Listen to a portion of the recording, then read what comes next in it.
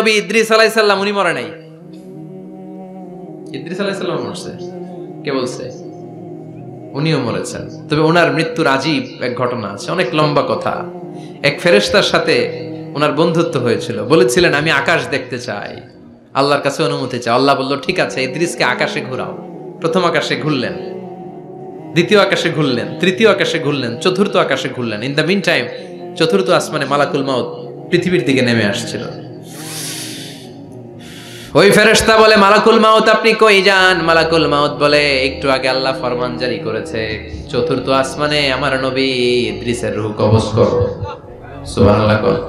আমি বললাম আল্লাহ আপনার পাঠানো নবী সাইয়েদনা ইদ্রিস থাকে দুনিয়ায়, চতুর্থ আসমানে পামু কই? আল্লাহ কয় কথা নাই, দৌড় দে।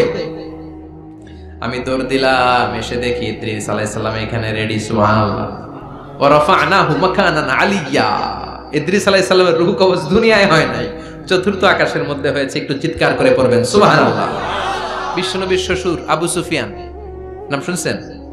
বদরের যুদ্ধে বিশ্বনবীর বিরুদ্ধে, মক্কায় বিশ্বনবীর ঘুমাতে দেয় নাই, উহুদের যুদ্ধে বিশ্বনবীর সাথে ফাইট, খন্দকের যুদ্ধে বিশ্বনবীর সাথে মারামারি, আহজাবের যুদ্ধে কিলাকিলি, সারাটা জীবন বিশ্বনবীর সাথে মারামারি। মক্কা বিজয় কালিমা পড়ে মুসলমান হয়েছে।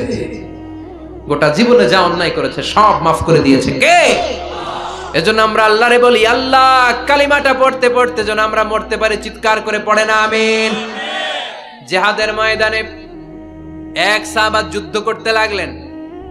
বুখারীর বর্ণনা, যুদ্ধ করতে করতে কাফেরদেরকে মারতে মারতে, হাদিসের ভাষ্য লা ফাযা ওয়ালা শাযা ইল্লা ইয়াদরিবুহা বিসাইফি, তার সামনে যত কাফের আসে সে কচুকাটা করে। অন্য সাহাবীরা খুশি হয়ে যায়, অন্য সাহাবীরা বলে আজকের সব সওয়াব এই সাহাবী পেয়ে যাবে। কিন্তু বিশ্বনবী হঠাৎ করে একটা কথা বললেন, ওই কথা শুনে সাহাবীরা অবাক। বিশ্বনবী বললেন হুয়া ফিন্নার, ও জাহান্নামে যাবে। কই যাবে? জিহাদের ময়দানে এক মুজাহিদ সাহাবী কাফেরদেরকে মেরে শেষ, কিন্তু বিশ্বনবী বললেন কই যাবে? কথা কয় না। এক সাহাবী কয় ঘটনা কি? এত বড় মুজাহিদ ফি সাবিলিল্লাহ কেন জাহান্নামে যাবে? আমি লুকিয়ে লুকিয়ে দেখি। লুকিয়ে লুকিয়ে ওই সাহাবী দেখে মুজাহিদ সাহাবী যুদ্ধ করতে করতে কাফেরদের বিশাল একটা ঘাটির ভেতরে ঢুকে গেল। মারতে মারতে মারতে মারতে হঠাৎ এক কাফেরের আঘাতে এই মুজাহিদ সাহাবীর ডান হাতটা কাটা পড়ে গেল। এবার ডান হাত দিয়ে ফিনকি দিয়ে রক্ত বের হতে শুরু করলো। মুজাহিদ সাহাবী আর যন্ত্রণা সহ্য করতে পারে না। যন্ত্রণা সহ্য করতে না পেরে কাতরাতে কাতরাতে নিজের হাতের ছুরিটাকে জমিনের মধ্যে কেটে দিয়ে ছুরির উপরে ঝাঁপিয়ে পড়ল। পেটের এই দিক দিয়ে ঢুকে ওপাশ দিয়ে বের হয়ে গেল, এফার ওফার হয়ে গেল। মানে আত্মহত্যা করলো, ঠিক কি না? জাহান্নামী না? কথা কম। লুকিয়ে লুকিয়ে যে সাহাবা দেখেছে চিৎকার দিয়ে বিশ্বনবীর কাছে যেয়ে বলে আশহাদু আন্নাকা রাসূলুল্লাহ, ও নবী আপনি যে আসল নবী, কোনো সন্দেহ নাই। আমি লুকিয়ে লুকিয়ে দেখেছি ওই মুজাহিদ সাহাবা বেঁচে নাই, সে কাফেরের আঘাতে শহীদ হয় নাই, নিজের পেটে নিজে ছুরি ঢুকিয়ে আত্মহত্যা করেছে। আজীবন বিশ্বনবীর সাথী, মরার আগে জাহান্নামী। আমরা কেউ জানি না আমাদের শেষটা কেমন হবে, এজন্য আমাদের শেষটা ভালো হোক। Very sensitive issue. আমাদের শেষটা ইমানের হোক। এখন যেমনি মাথা ঠিক আছে, বুদ্ধিমত্তার সাথে শাহাদাত বাক্যের উপর যেন আমরা মরতে পারি। আমরা পড়ি আমিন। চিল্লায় পড়ে না আমিন। কি করে বুঝবেন মৃত্যুটা ভালো হলো? এক নাম্বার আলামত আন-নুতকু বিশ-শাহাদা। মরার আগে আওয়াজ করে জিকির করে কেউ যদি পড়তে পারে লা ইলাহা ইল্লাল্লাহু মুহাম্মাদুর রাসূলুল্লাহ সাল্লাল্লাহু, এটা হচ্ছে আলামাতু হুসনিল খাতিমা। আপনার মৃত্যুটা যে ভালো মৃত্যু হয়েছে এটার আলামত। কি মৃত্যু? সবাই বলেন ভালো মৃত্যু আমরা চাই কি চাই না? ভালো মৃত্যুর এক নাম্বার আলামত কালিমা পড়ে যদি মরতে পারে। বিশ্বনবী বলেন মান কানা আখিরু কালামিহি লা ইলাহা ইল্লাল্লাহ, যে ব্যক্তির সর্বশেষ কথাটা হবে, বাক্যটা হবে লা ইলাহা ইল্লাল্লাহ, দাখালাল জান্নাহ, সে জান্নাতি হয়ে যাবে। সুবহানাল্লাহ পড়েন। এরপরে বিশ্বনবী বললেন আল মুমিনু ইয়ামুতু বিজাবি ইরকিল জাবিন, মুমিন যখন মারা যায় তার কপাল ঘেমে যায়। সুবহানাল্লাহ পড়েন। হাত ঘামে না, পা ঘামে না, মুমিনের কপাল ঘামে। সুবহানাল্লাহ। এজন্য কেউ মারা গেলে কপালের মধ্যে হাত দিবেন, দেখবেন ওই ঘামের মধ্যে একটা জান্নাতি ঘ্রাণ আছে। সুবহানাল্লাহ। আল্লাহ, আমরা যখন মরে যাব আমাদের কপালটা যেন এরকম ঘেমে যায়। আমিন পড়েন আর জোরে আমিন। আল মুমিনু ইয়ামুতু বিআরাকিল জাবিন, মুমিন মারা গেলে তার কপাল ঘামে। কপাল ঘামলে বুঝতে হবে এটা ভালো মৃত্যু, ঈমানি মৃত্যু। চিল্লায় বলেন ঠিক কি না? এরপরে বিশ্বনবী বললেন ফি লাইলাতিল জুমা, জুমার রাতে যদি মরে, আও ফি শাহরি রমাদান, কিংবা রমজান মাসে যদি মরে, আও ফি সাফারিল হজ, কিংবা হজের সফরে যদি মরে। বাংলার জমিন থেকে অনেক হাজিরা হজ করতে যায়, অনেকে ওইখানে যে আরাফাতের ময়দানেও মারা যায়, এরকম হাজি আছে না নাই? খুশনসিব, এটা খুশনসিব। আলহামদুলিল্লাহ পড়েন। এরপরে বিশ্বনবী বললেন মাউতু শাহাদা, আল্লাহর রাস্তায় জিহাদ করে কালেমার বাণীকে উপরে তুলে ধরার জন্য কেউ যদি শাহাদাতের বাণী, শাহাদাতের পেয়ালা পান করে, শাহাদাতের মৃত্যুর চাইতে ভালো মৃত্যু আর হতে পারে না। শাহাদাতের মৃত্যুর চাইতে শ্রেষ্ঠ মৃত্যু আছে নাকি? কথা বলেন। আমরা শহীদ হতে চাই কি চাই না? আমাকে শহীদ করে ওই মিছিলে শামিল করে নিও, আমাকে শহীদ করে সেই মিছিলে শামিল করে নিও, যে মিছিলের নেতা মীর হামজা, খোবায়েবে খাব্বাব, আল্লাহর কাছে তারা অতি প্রিয়, শামিল করে নিও, আমাকে শহীদ করে সেই মিছিলে শামিল করে নিও। পড়েন আমিন। উমরে ফারুক কই মরছে? কথা কম। ফজরের জামাতে ইমামতি করতে গিয়েছেন মাওলাল মুগীরা আবু লুলু আল মাজুসি, মাওলাল মুগীরার আঘাতে অ্যাসাসিনেটেড বাই মুগীরা, স্টেবিং করেছে। এখানে তিনটা আঘাত করেছে, একটা এখানে, একটা পাজরে, একটা নাভির মধ্যে, নাভি কেটে দুই ভাগ। ওনাকে খাবার দেয়া হলো নাবিজ, দুধ মাখানো নাবিজ। ওই নাবিজের দুধ নাভি দিয়ে বের হয়ে যায়। উনি বললেন কে মেরেছে আমাকে? বলল অগ্নি উপাসক। শুকরিয়া করে বললেন আল্লাহ, আমারে কোনো মুসলিম মারে নাই, কোনো মুমিন মারে নাই। উনি বেহুশ ছিলেন, হুশ ফিরে সবাই রে বললেন আসল্লান নাস, ফজরের যেই নামাজটা আমার ইমামতিতে শুরু হয়েছে, এক রাকাতের পর আমাকে মারা হলো। এবার আমাকে বলো আমার নেতৃত্বে যে নামাজটা শুরু হয়েছে, নামাজটা ঠিক মতো হয়েছে কিনা? সুবহানাল্লাহ। আমারে কে মারলো? কে তোমাদের খলিফা হবে? কি হবে আমার আব্দুর রহমানের আব্দুল্লাহর? এগুলো নাই। প্রথম কথা ছিল মানুষরা নামাজটা পড়েছে কিনা। সুবহানাল্লাহ। এজন্য শাহাদাতের তামান্না সবচেয়ে বড় তামান্না। চিল্লায় বলেন ঠিক কিনা? এরপর বিশ্বনবী বললেন মুরাবাতান ফি সাবিলিল্লাহ, মুসলিম রাষ্ট্রের পাহারা দেয় যারা, বর্ডার গার্ড। এরপর আল মাউতু আলা আমালিন সালেহ, কোন ভালো কাজের উপর মরণ। নামাজে সেজদা দিয়েছে, সেজদা অবস্থায় অনেকে চলে যায়, এরকম আছে না নাই? তাহাজ্জুদের যায় নামাজে মরণ দিও প্রভু আমায়, একামতে দিনের কাজে কবুল করে নিও আমায়। পড়েন আমিন। তাহাজ্জুদের জায়নামাজে যেন আমাদের মরণ হয়। পড়েন আমিন। রোজা অবস্থায় মারা যাওয়া, নেক আমল অবস্থায় মারা যাওয়া, এগুলো হচ্ছে আলামাত হুসনিল খাতিমা। আপনার শেষটা, বিদায়টা, মৃত্যুটা যে ভালো হয়েছে তার আলামত। আল্লাহ এই যে কথাগুলো বললাম, শ্রেষ্ঠ শ্রেষ্ঠ মৃত্যু, আমাদের মৃত্যুগুলো ওইরকম করে দিও। চিৎকার করে পড়েন আমিন। আওয়াজ করে পড়েন আমিন। আত-তাআক্কুদ ফিল লিসান ফি লা ইলাহা ইল্লাল্লাহ, আজীবন কালেমা পড়ে নাই, আজীবন কালেমারে বাস দিয়েছে। এখন মরার সময় সবাই কয় কলমা পড়েন, কলমা পড়েন। এখন পড়তে চায়, মাগার মুখ দিয়া বাইর হয় না। আছে না নাই? এরকম ডাকায় দুখিয়াতে নাই, কলমা পড়তে পারে না, আটকায় যায়, মরে গেছে। এই মৃত্যুটা কি ভালো? কথা বলে। ফি হালাতি শুরব, অনেকে মদ খাইতে খাইতে মরে। আছে না নাই? জুলুম করতে করতে মরে। আছে না নাই? অন্যের জায়গা দখল করে মরে, এরকম আছে না নাই? ফি হালাতি ইরতিকাবিল কাবায়ের, যে কোনো কবিরা গুনাহ কর অবস্থা যদি মারা যায়, এটা খারাপ মৃত্যু, অপমৃত্যু, এটা জান্নাতি মৃত্যু নয়। চিৎকার করে বলেন ঠিক কি না? এরপর ফি সাখাতিল ওয়ালিদাইন, বিশ্বনবী বললেন কোন ছেলে যদি মারা যায় এমন অবস্থায় মা বাবা তার উপর রাগান্বিত, এটা ভালো মৃত্যু? কথা বলেন। গোটা পৃথিবীর বুকে মায়ের চেয়ে আপন কেউ আছে নাকি?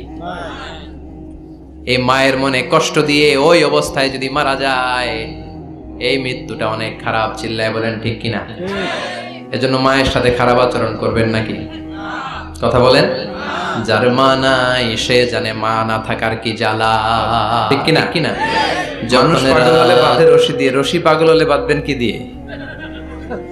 ঠিক কিনা বলেন।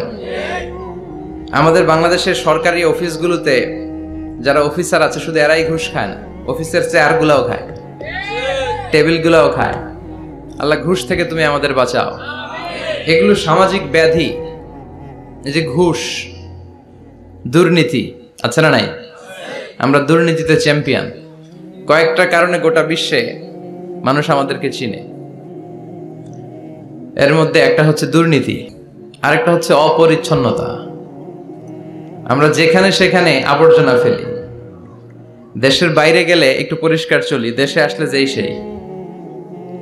সিঙ্গাপুরে আপনি রাস্তায় থুতু ফেললে জরিমানা মাত্র $300। রাস্তায় যদি আপনি লিটারিং করেন, আপনি থ্রো করলেন কোনো জিনিস, চিপস খাওয়ার পরে চিপসের প্যাকেট ফেলে দিলেন, এটা পুলিশ দেখলে আপনারে $500 জরিমানা দিবে। একজনকে সুবহানাল্লাহ। তো এই জরিমানাগুলো আমাদের দেশে দরকার ছিল, ঠিক কিনা? সরকার চাইলে এগুলো পারে। এই যে দুর্নীতি, ঘুষ, তারপরে বেকারত্ব, এটা বড় অভিশাপ। যুবক ছেলেগুলোর ধ্বংস হয়ে যাওয়ার অনেকগুলো কারণের একটা কারণ হচ্ছে বেকারত্ব। রসুল বাত্তালে দুঃখানু শয়তান, অলস মস্তিষ্ক শয়তানের আড্ডা। কাজ নাই কাম নাই। হিন্দি সিনেমা দেখে, আছে না নাই? রুব্বানে নাচে কোমর দুলাইয়া, ফেরেশতারা বলবে তগরে পিডামো আমরা ঝুলাইয়া। তো ওদের যদি কাজ থাকতো, যুবকদেরকে যদি ইউনাইটেড করা যেত, গভর্নমেন্টের পক্ষ থেকে ওদেরকে স্বাবলম্বী করার সুযোগ সুবিধা দিলে ওদের মাথার মধ্যে শয়তান ঢুকতে পারতো। এজন্য আমরা বলি মনটাকে কাজ দাও। মনটাকে কি দাও? মনের আরবি হচ্ছে কলব। মনকে আরবিতে কি বলে? কলব। কলবকে কলব বলে এজন্য, কলব মানে পরিবর্তন হওয়া। কলব মানে কি? আমাদের মনটা সবসময় পরিবর্তিত হয়। এখন আছে এখানে, চলে গেছে ইন্ডিয়া, চলে গেছে আমেরিকা, চলে গেছে, কাবার কথা মনে পড়ছে, সৌদি আরব চলে গেছে, ভিসা লাগছে। কথা কন। এই যে ভাবলেন আপনার হৃদয়টা এখান থেকে ওখানে ছোটাছুটি করলো, ভিসা লাগে? লাগে না। এটার ভিসাও লাগে না, পাসপোর্টও লাগে না। তো এই জন্য কলব, মন, এটা সবচেয়ে বেশি ছোটাছুটি করে, সবচেয়ে বেশি দৌড়াদৌড়ি করে। তো যুবকদের মনটাকে, এটা লাগামহীন হয়েছে, এটাকে ধরে রাখতে হবে কাজের মধ্য দিয়ে। মানুষের মনটাও ছোটাছুটি করে, কাজ না থাকলে এদিক যায় ওদিক যায়, ভালো খারাপ সব চিন্তা দুশ্চিন্তা মাথার মধ্যে জট পাকে, ঠিক কিনা? এই জন্য নিজেকে যদি কাজে ব্যস্ত রাখেন, এই পাগলামি মাথার মধ্যে ঢুকবে? কথা বলেন। এজন্য আমাদের স্লোগান হচ্ছে মনটাকে কাজ দাও। কি দাও? সবসময় নিজেকে কাজে ব্যস্ত রাখতে হবে। এই বেকারত্ব চাইলেই সরকার দূর করতে পারে। লাস্ট বিসিএস যেটা গেল, এটা কততম বিসিএস? 37তম। এটাতে অ্যাপ্লাই করছে কতজন জানেন? কত? যে পরিমাণে লোকজন অ্যাপ্লাই করেছে তাতে খুব সম্ভবত প্রায় 300 কোটি টাকা পেয়েছে গভর্নমেন্ট। শুধু যে ব্যাংক ড্রাফট করে অ্যাপ্লাই করা লাগে। এই বাংলাদেশ, ভারত, পাকিস্তানে, পাকিস্তান বাদ দিলাম, ওটার কথা কইলেই রাজাকার। কথা কয় না? বাংলাদেশ, ভারত, এই দুটার কথাই বলি। এই দুই দেশে চাকরি সোনার হরিণ, ঠিক কিনা? কেরানির কিছু পদের জন্য হাজার হাজার ডক্টরেট ডিগ্রিধারীরা ইন্ডিয়াতে অ্যাপ্লাই করেছে। বাংলাদেশও এই করুণ দশা। তো এই যে বিসিএস পরীক্ষার্থীদের কাছ থেকে হাজার হাজার কোটি টাকা গভর্নমেন্ট নিয়ে নিল, এটা দিয়ে ওদের কর্মসংস্থানের দরকার আছে না নাই? এটা গভর্নমেন্টের দায়িত্ব, সরকারের দায়িত্ব। সরকার যদি এই কাজ করে, সরকার যদি ইনসাফপূর্ণ কাজ করে, তাহলে ইন দ্য ডে অফ জাজমেন্টে আল্লাহর আরশের নিচে সরকারের সদস্যদেরকে ছায়া দিবে কে? আর যদি উল্টাপাল্টা করে, মায়ের আছে না নাই? নগদ মায়ের, ঠিক কিনা?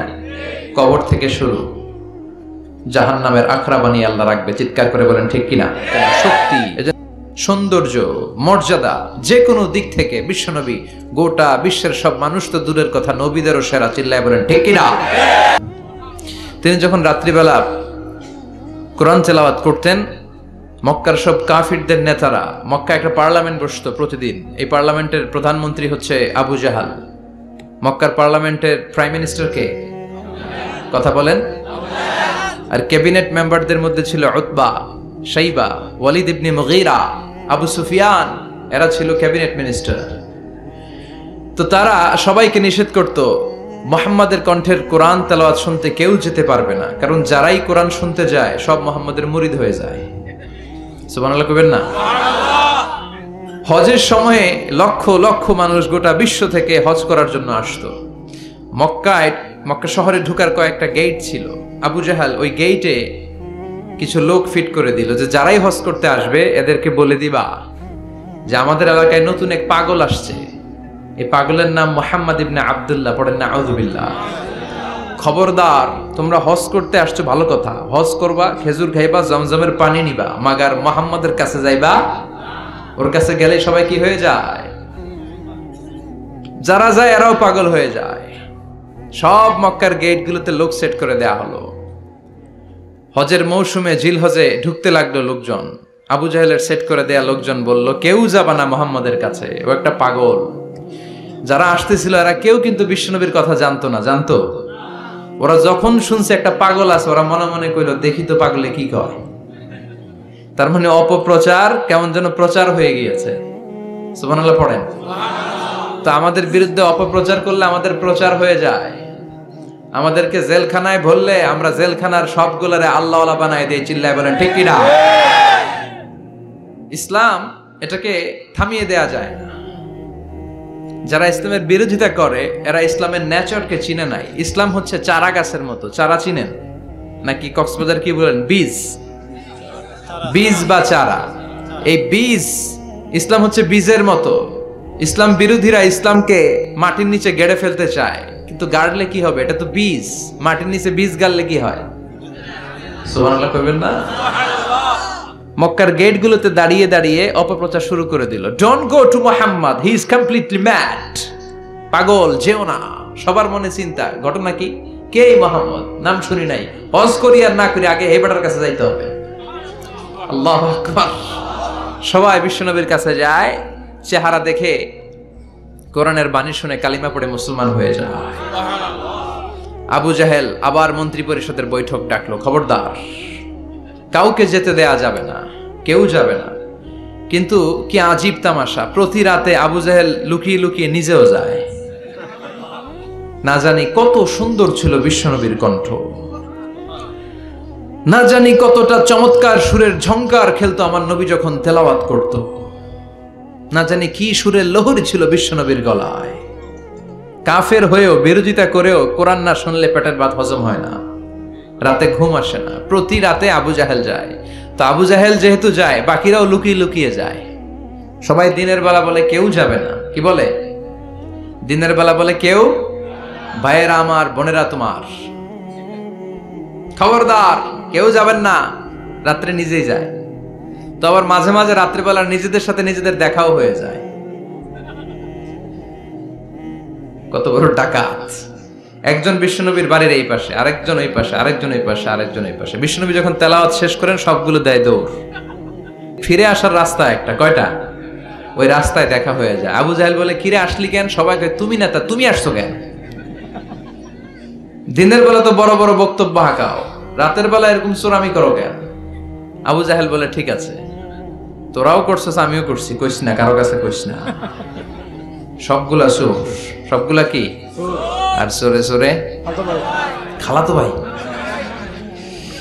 তো এই সব খালাতো ভাইরা লুকিয়ে লুকিয়ে চোরের মতো তেলাওয়াত শুনতে যেত। আবু জাহেল বলল কেউ যেতে পারবে না, সবাই রাজি।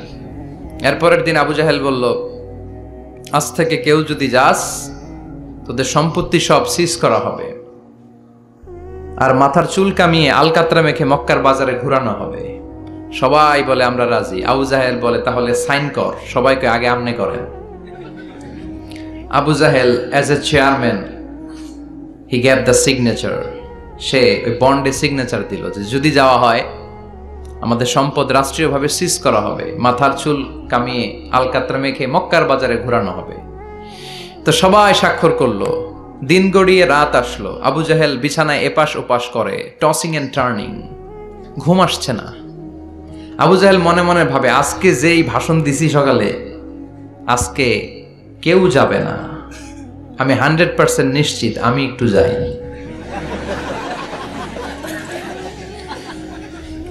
মজার ব্যাপার হলো উতবা, সাইবা, ওয়ালিদ ইবনে মুগীরা তারাও নিশ্চিত যে কেউ যাবে না, তারাও বাড়িতে বসে নিশ্চিত যে কেউ যাবে না, আমি একটু।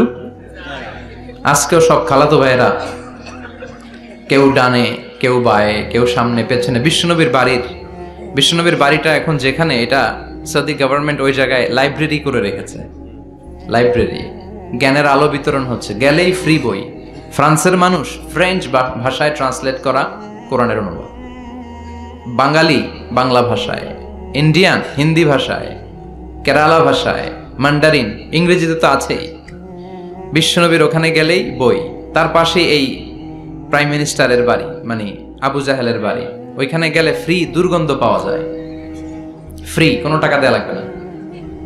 আর বাংলাদেশের হাজিরা ওইখানে গেলে সবাই ওইটারে খোঁজে, বাংলাদেশিরাও খোঁজে, পাকিস্তানিরাও খোঁজে, চায়নার উইগুর প্রদেশের যারা, আমাদের সাথে অনেক কিছু মিল আছে, হানাফি স্কুল অফ থট তারা প্র্যাকটিস করে। সবাই জেদ্দাতে নেমেই আগে বলে আবু জাহিলের বাড়ি কই।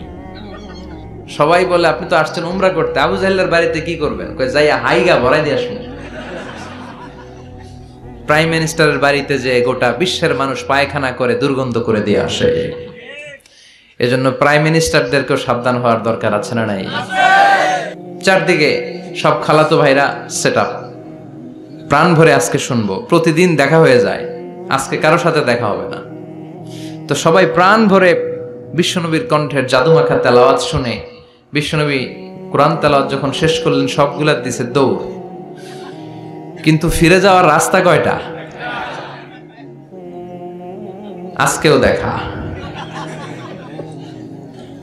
আজকে কেউ কাউরে কিছু বলে না, সবার মাথা নিচের দিকে।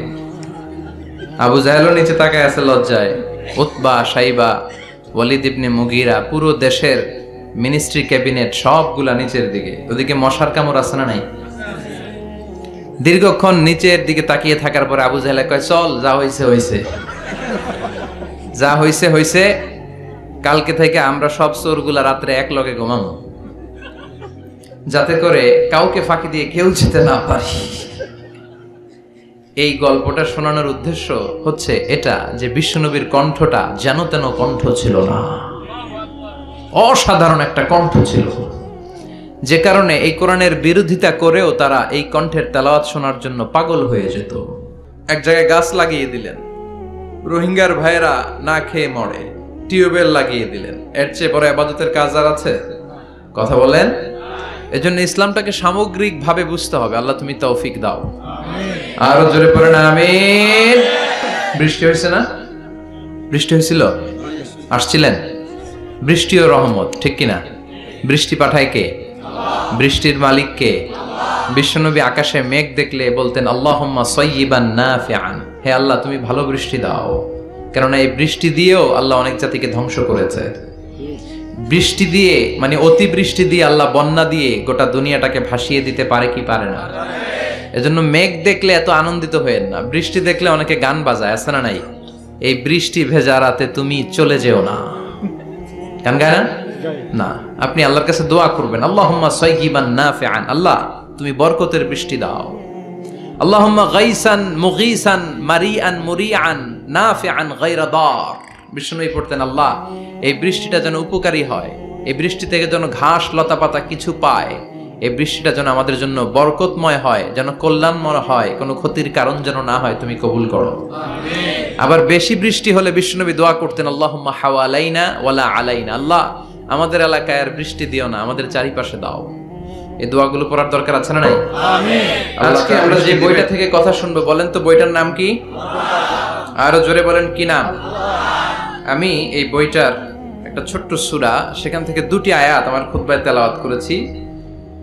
সূরাটি হচ্ছে সূরাতুল আ'লা। সূরাতুল আ'লার 16 এবং 17 নম্বর আয়াত আমি তেলাওয়াত করেছি। এই আয়াতের আলোকে আমি আপনাদের সাথে কিছু কথা শেয়ার করবার চেষ্টা করব, পড়েন ইনশাআল্লাহ। এই আয়াতে আল্লাহ বুঝাতে চেয়েছেন এই পৃথিবীটাকে এত বড় মনে করো না। You have to go back to your lord. তোমাকে তোমার রবের কাছে ফিরে যেতে হবে। এই দিন না, আরো দিন আছে। খেলা হবে, সেদিন খেলা হবে, ফাইনাল খেলা। ওই খেলার জন্য আমরা অপেক্ষা করছি। এই পৃথিবীতে ক্ষণিকের জন্য আমরা এসেছি, হ্যাঁ, very short period of time. আসল সময় শুরু হবে সেদিন, কিয়ামতের দিনটাই, যেদিন আমরা উলঙ্গ হয়ে দাঁড়াবো। সূর্যটা মাথার কাছে চলে আসবে, সূর্যের তীব্র তাপে মাথার মগজগুলো গলে গলে নাকের ছিদ্র আর কানের ছিদ্র দিয়ে বেয়ে বেয়ে পড়বে। জিহ্বাটা কুকুরের মতো তৃষ্ণায় বের হয়ে নাভির সামনে এসে ঝুলতে থাকবে, কুকুর যেমনি ঝুলায়। সবাই তৃষ্ণার্ত, ক্ষুধার্ত, ঘর্মাক্ত, পেরেশান, চিৎকার, চেঁচামেচি, কান্না, বিলাপ। সবার মুখে একটাই আওয়াজ, আল্লাহ আমার বাঁচাও। ওই দিনের জিকিরের নাম কি? বাঁচাও। সবাই বলেন, ওই দিনের জিকিরের নাম কি? রব্বুল আলামিন বলেন, ওই কঠিনতম দিনে যদি বাঁচতে চাও, দুনিয়ার মায়াকে ভুলে যাও, আখিরাতের জন্য প্রস্তুতি নিয়ে ফেলো। বাল তু'থিরুনাল হায়াতাদ দুনিয়া ওয়াল আখিরাতু খায়রুন ওয়া আবকা। তোমরা এই দুনিয়ার জীবনটারে অনেক বড় মনে করো এটাই আসল। আল্লাহ বলে এটা আসল না, এটা নকল। আসল হচ্ছে আখিরাত, ঠিক কি না? এই দুনিয়ার জীবন হলো অস্থায়ী, আখিরাতের জীবন হলো চিরস্থায়ী জীবন। এই দুনিয়ার জীবনটা উত্তম নয়, আখিরাতের জীবনটা উত্তম। কার কথা? বাল তু'থিরুনাল হায়াতাদ দুনিয়া। তোমরা এই দুনিয়ার জীবনকে বড় মনে করো, দুনিয়া করো। তোমরা আব্দুল্লাহ না হয়ে আব্দুদ দুনিয়া হয়েছো, আল্লাহর দাস হও নাই, দুনিয়ার দাস হয়েছো।